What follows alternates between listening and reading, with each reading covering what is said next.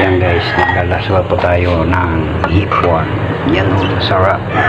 Sa 500 ang kilo nito. Bumili ako ng mga 6 na pieces. Tapos saluyot, okra, tapos dumbate. Tikman natin guys kung anong lasa.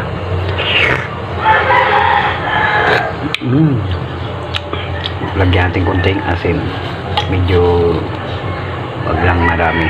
Yan, ready to eat na to guys mamaya para sa tanghalian ko. Ang almusal ko tanghalian na, kasi ngayon lang ako nakagising sa sobrang alaksmoes. Ito ay guys, pangtanggal lang sa hangover.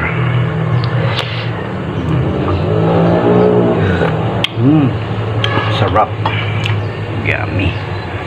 Favorite po ito, yung ulam na to. Tapos ito po yung sausawan natin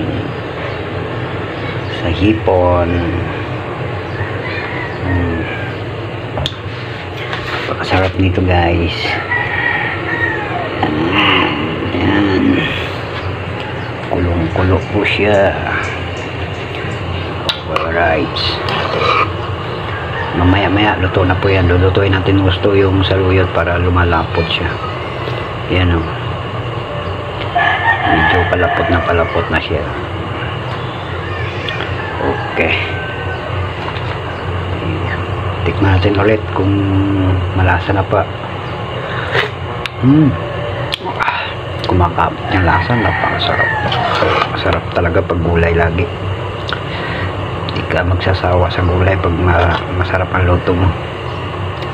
Dito muna tayo guys, and God bless sa inyo lahat. Happy Sunday everyone. Bye bye, see you next vlog.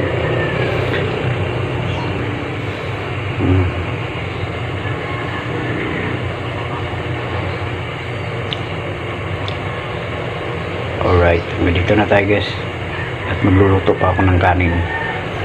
Magsasaing muna tayo ng kanin para makakain na tayo sa tanghalian. Time check muna tayo, mga alas 9:30 na. Alright.